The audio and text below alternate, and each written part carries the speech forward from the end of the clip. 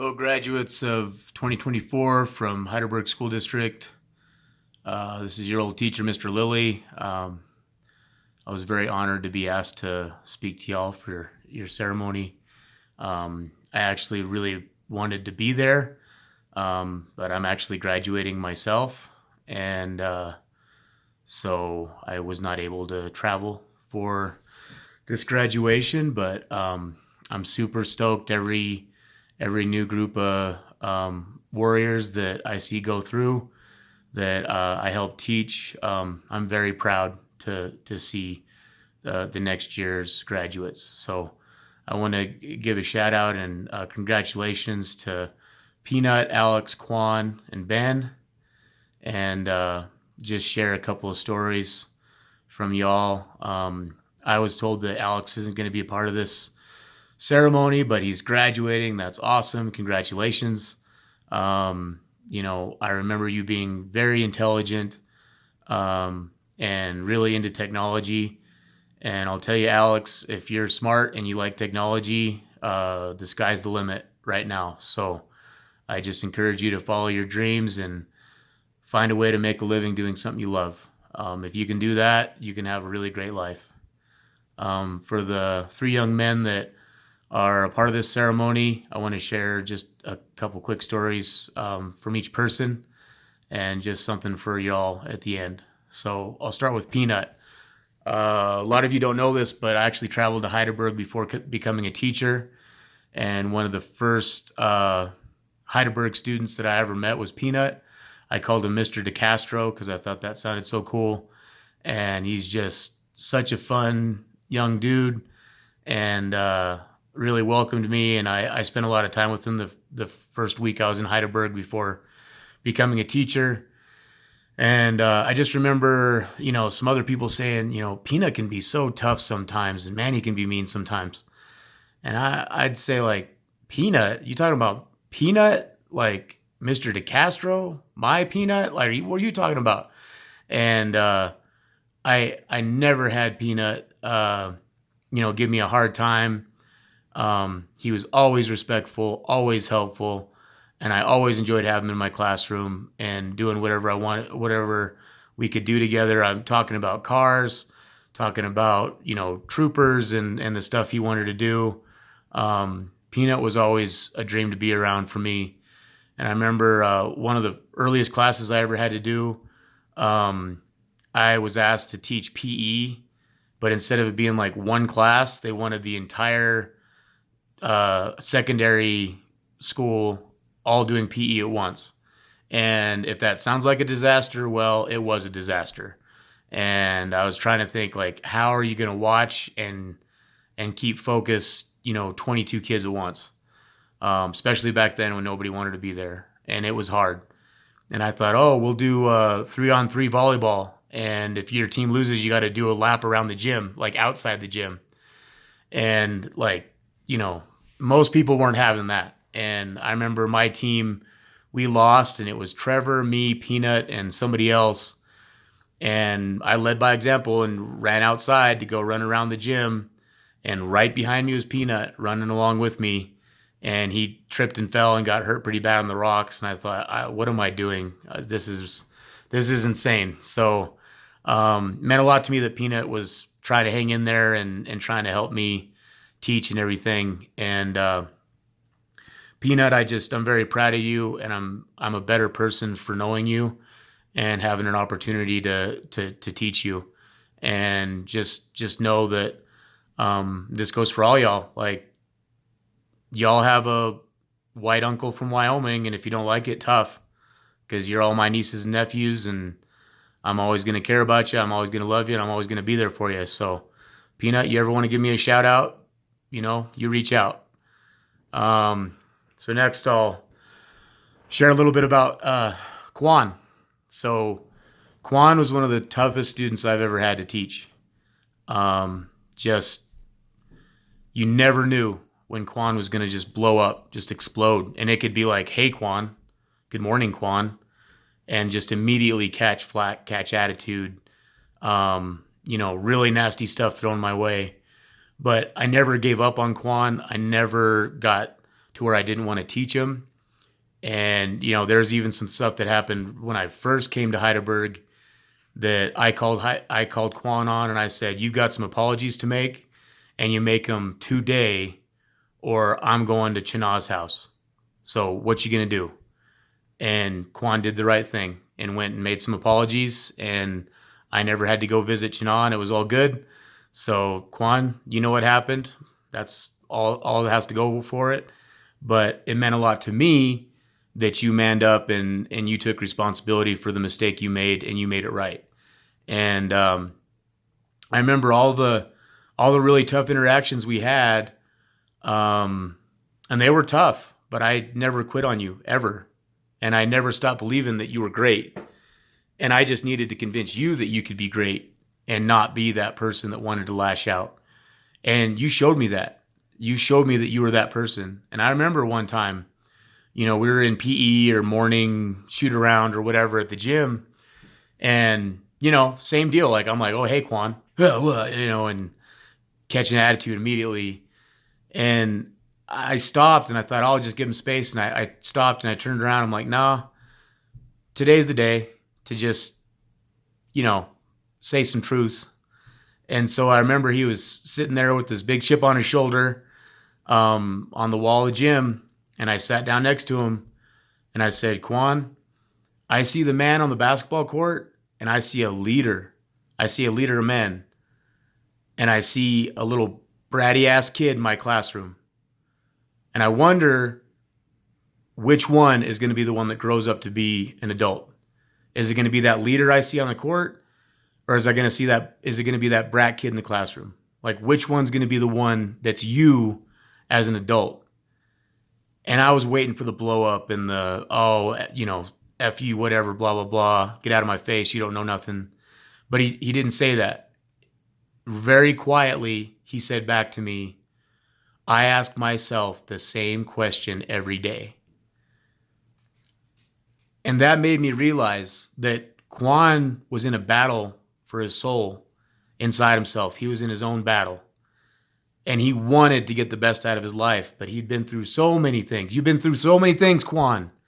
And you're still there and you're still up, brother. And I'm proud of you. And I remember I told him, like, can we have a code word that when you're getting out of line, when you're catching the attitude and you're making the bad decisions, can I say something to you to get you back on track? And he's like, okay, what's that? And I said, D1, Division 1, can you strive towards that? And if you hear me say D1, will that help you refocus your energies towards academics and athletics and making good decisions and being a leader? And, he said, yeah. So, I mean, anytime he'd kind of get upset, I'd be like, hey, Quan, D1. And I think it worked. But I just remember how hard it was. Like, I just felt like, Quan hated my guts, didn't want me there. And he wasn't the only one that I felt like that around. And, I remember one time having a conversation with another guy that wasn't attached to the school. And I said, man, he's tough sometimes. It's like he just hates me. Like he can't stand to be in the same room as me. And then this other guy said, believe it or not, he said that you're his favorite teacher. And that made me melt. Like it felt so good to know that a guy that I wasn't giving up on for nothing, knew that I cared and knew that I was trying to do the right things for him. And as soon as I heard that, I don't think I ever told Quan that I knew, but it helped me. It helped me get through those bad days that Quan was having sometimes. And sometimes when things were bad, it was funny because Quan would just crack a joke. And I'm like, you're having fun now, huh? Like, I loved seeing Quan having fun, and so I'm proud of you, brother. I'm reaching out to you on Snap. Think of you as my nephew. I want to see you do great things in this world. And just keep your head up, Quan. Trauma can either drag you down and kill you and carry that trauma on to the next generation, or trauma can prepare you for a big, mean, nasty world. And you take all that stuff that's happened to you and you make yourself stronger for it. That's my challenge to you, little brother, little nephew. Do it. Be a warrior. And this is the beginning, not the end. Keep going. Keep learning. Be curious. Strive every day to be the best version of yourself. Okay. So I'm going to move on to Ben. And when I say, Quan was a tough student, and that's an understatement, Ben, holy moly, Ben, in the classroom, just could not get you to do nothing, and you know it. All right? You weren't vibing in the classroom, and it was hard. Man, it was hard. But Miss Lonnie told me, like, you and Quan are doing really good things in the classroom. Turned it around. I wished I could have seen more of it before I left, but I'm so glad to hear that both you are really striving in the classroom and focused and doing good things. And what I remember most from you, Ben, is the classroom wasn't your vibe. It wasn't a place that you wanted to be, and it was painful to be doing any kind of assignment. Like, you just struggled with it. You just couldn't focus on it. You couldn't put your time into it. But as soon as we're doing something with our hands, as soon as you're serving others, you're the best student I have. And I mean, that's the hideaway. Take care of your elders, take care of your community, hunt, fish, gather, make things, fix things. Like the village needs that. The village needs that good person that's going to go out and fix things and take care of people. And that's you, Ben. And then one of the coolest things I remember about you, Ben, and I remember I was telling my cowboy friend that I grew up with, and he's a straight up cowboy. Like, he makes a living on horseback. And I said, Justin, you got to get up to Heidelberg, come visit me and check this boy out. Like, he is the coolest dude I've ever seen. And picture this: leather coat, mohawk, old school OG, like 1970s era glasses, boombox, rings on every finger, a watch on each wrist, and just blasting his music. And Ben is not out to impress anyone. He's just being his purest self. And he never was ever trying to worry about fitting in or worrying about what other people thought. Ben was unique in a place that really can torture people when they want to be different, when they want to be different from the crowd. Ben did it every day, and that takes courage, Ben. And I'm proud of you for that. You were just you every day. Didn't matter what anyone else thought. I mean, hats off to you. That was cool. And it really inspired me. Like, yeah, man, I'm one of a kind. I don't need to fit in. I don't need to prove nothing to nobody. And Ben did that every day. And I miss you a lot, Ben. You're my neph. We still talk. I'm honored that you asked me to be a part of this. And I'll tell all y'all that however much I might have taught you, I learned 10 times more. And I did. The 2 years of Heidelberg is unforgettable. And I love that community. I love the Haida Nation. And I love y'all, period. And I'm there for you. And Ben, I mean, as much as school wasn't your thing, when we got outside that building, you were one of the best students I ever had. When we had to go take care of firewood for elders, you were there. When we went to go fix the boardwalk, you and Artemal were there with boards and hammers and nails, and we were fixing the boardwalk. We were out looking to repair that community any way we could, and you were right there with me. And that means everything to me, Ben. You're a big man. You're a big man, and keep doing you. Keep being you, Ben. And I'm just so excited that Heidelberg has a brand new adult that's looking to help the community, and I'm really proud of you. So real quick, I just want to hit some of the major points for the students that I miss so much. And this is for the ones that graduated last year, the year before, the ones that'll graduate next year. When I first came to Heidelberg, y'all were doing like word puzzles, crossword puzzles, word finders, and all this. And I'm like, are y'all babies? Like, is this what you want? You want to do some baby stuff, or do you want to get an education? And a lot of y'all didn't want to get an education at first. Like, let's be honest. I had y'all fight me, just fight me. And I'll throw Taryn out. And she wasn't the only one that felt this way, but I said, hey, y'all are going to learn how to do a 5-paragraph essay. And you're going to get so good at a 5-paragraph essay that you're going to get bored doing a 5-paragraph essay. And if you can do a 5-paragraph essay, you can write a book. You can do anything. Once you learn that structure, you can do anything. And I remember getting all my students to write a paragraph, and they're like, just screaming, yelling, we're not doing that, you suck, blah, blah, blah. And I remember telling Taryn, and this is like the first week I was a teacher there, maybe the first 2 weeks. I said, Taryn, I just want you to write one more sentence, and then you can stop. So she types in front of me, F you. But she doesn't write F you. She writes the whole deal. And a lot of teachers would have yelled, oh, you go see the principal, blah, blah, blah, or they would have just walked off and just given up on you. But I saw it, and I went, guess what, Taryn? You just wrote a complete sentence. F you. Verb, noun.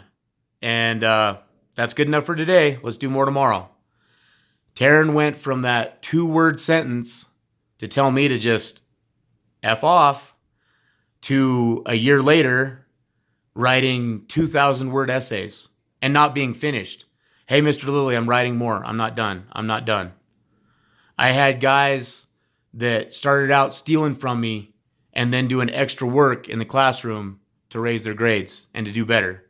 I had guys threatening to kill my dog that come back and write one of the most meaningful poems I've ever read, and had the courage to have that poem, that Maya Angelou level awesome poem, read in front of the entire community.